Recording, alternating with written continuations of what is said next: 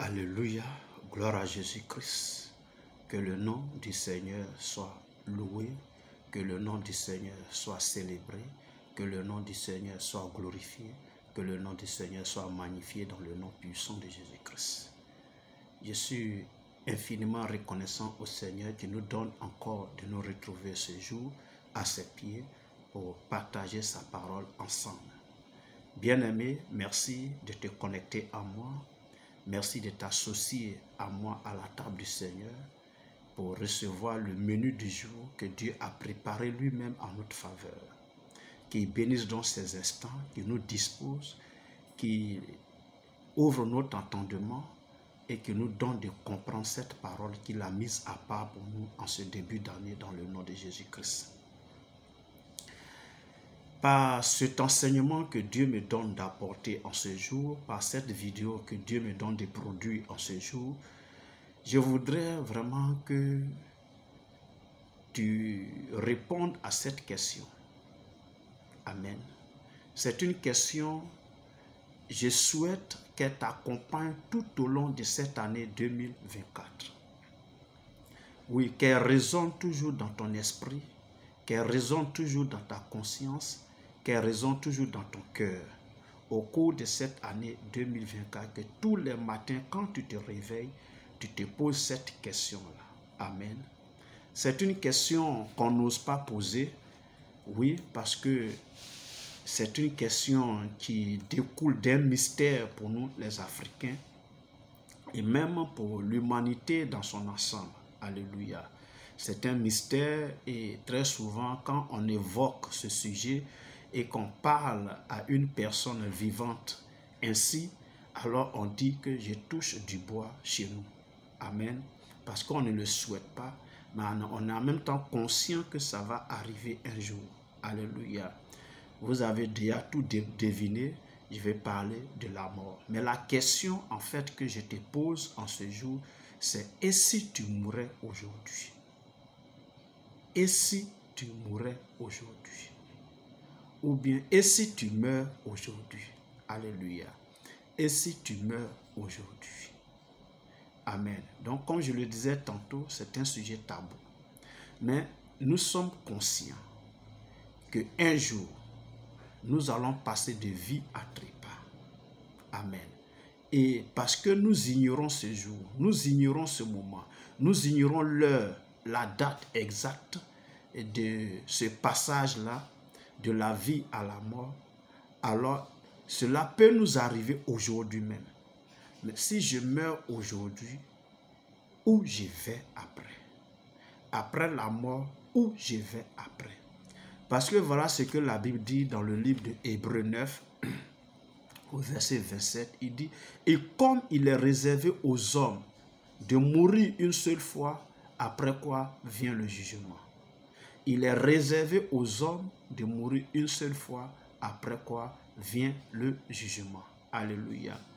Donc, pour dire quoi? Pour dire qu'après la mort, on sera confronté à un jugement. Alléluia. À un jugement, mais un jugement devant qui? Devant le grand Dieu.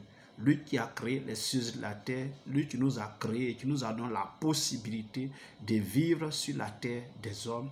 Nous allons aller donc en sa présence pour rendre compte de tout ce que nous avons fait ici-bas lorsque nous avons la possibilité de respirer son souffle de vie gratuitement. Alléluia.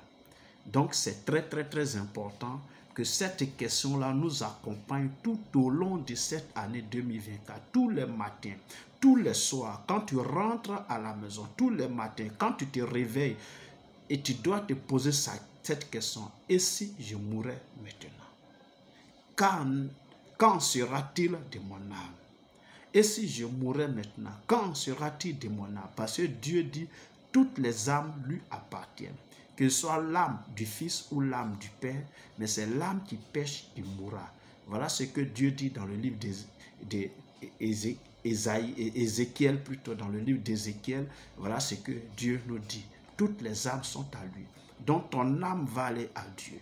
Et si ton âme était dans le péché au moment de ta mort physique, ton âme alors mourra. Alléluia. Et voici ce que la Bible nous dit dans le livre de Apocalypse 14. Apocalypse 14, et nous allons lire le verset 13 qui dit ceci. Il dit, et j'entendis du ciel une voix qui disait, écris, heureux dès à présent les morts qui meurent dans le Seigneur. Oui, dit l'Esprit, afin qu'ils se reposent de leurs travaux, car leurs œuvres les suivent. Heureux dès à présent les morts qui meurent dans le Seigneur. Pour dire quoi? Pour dire qu'en fait, il y a donc deux types de morts. Il y a ceux qui meurent dans le Seigneur et il y a ceux qui meurent hors du Seigneur. Et la Bible ici nous dit qu'ils sont heureux ceux qui meurent dans le Seigneur. Alléluia. Il dit heureux dès à présent les morts qui meurent dans le Seigneur. Maintenant, toi, si tu mourais maintenant, aujourd'hui, est-ce que tu ferais partie de ceux qui sont morts dans le Seigneur ou ceux qui sont morts hors du Seigneur? Alléluia. Je voudrais vraiment t'inviter à prendre conscience de cet événement qui va arriver à tout être humain sur cette terre. Nous allons connaître un jour la mort. Mais la Bible dit que celui qui meurt dans le Seigneur, il est heureux. Nous voulons mourir heureux. Nous voulons que notre âme se présente devant le Seigneur dans toute sa pureté, dans toute sa sainteté, et qu'elle vive éternellement auprès du Seigneur.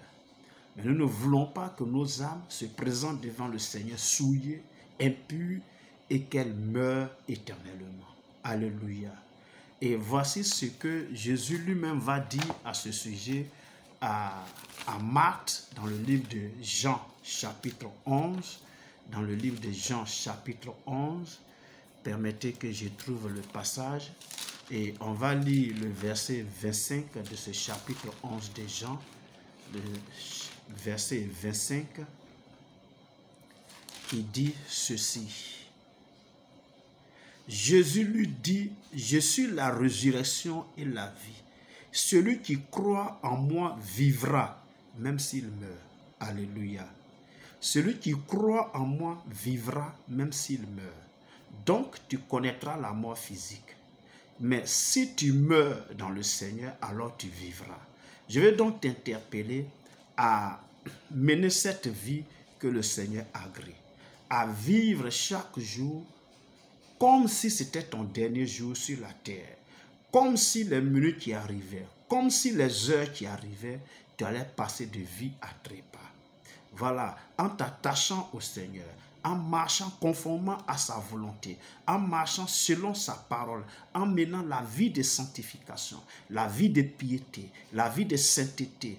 Oui, bien-aimé, je t'interpelle que 2024 soit l'année au cours de laquelle chaque jour tu dois te remettre en cause.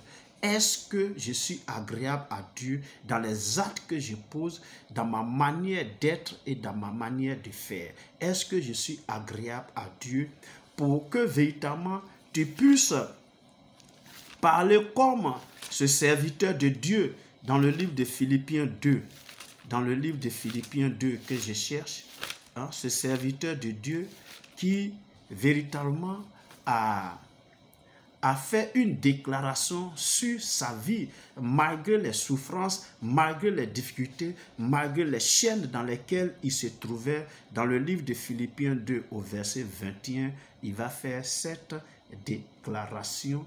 Il dit ceci, Philippiens chapitre 2, le verset 21, il dit ceci, « Tous, en effet, cherchent leur propre intérêt et non ceux de Jésus-Christ. » Alléluia. Tous cherchent leur propre intérêt et non ceux de Jésus-Christ. Amen. Voilà.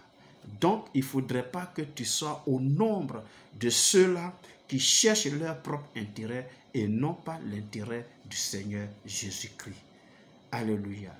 Dieu t'a fait grâce. Tu es entré et tu as vu 2024. Gloire à Jésus-Christ.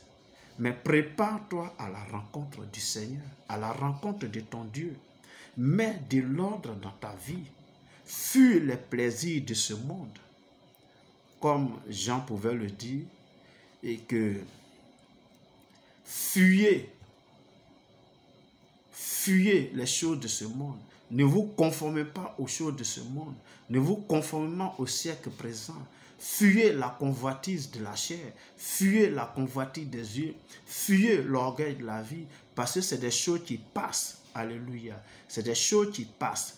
Et ça, il faudrait que nous le comprenions. Il faudrait que nous le retenions. Alléluia. Il faudrait que nous le sachions.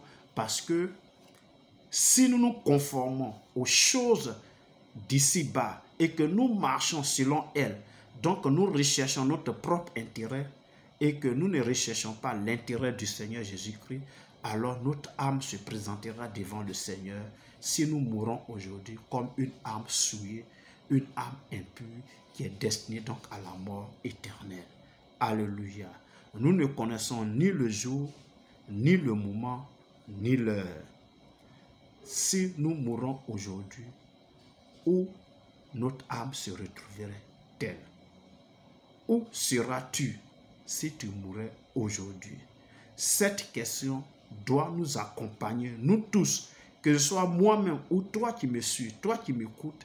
Cette question doit nous accompagner tout au long de cette année 2024 et ne point véritablement se laisser distraire par les difficultés de la vie, par les soucis de la vie, par les préoccupations de la vie, par l'adversité à laquelle nous serons confrontés en cette année 2024, mais que nous soyons focus sur notre éternité. Alléluia. Que nous soyons focus sur notre éternité. Amen. Voici donc la première parole que Dieu me donne pour toi en cette année 2024.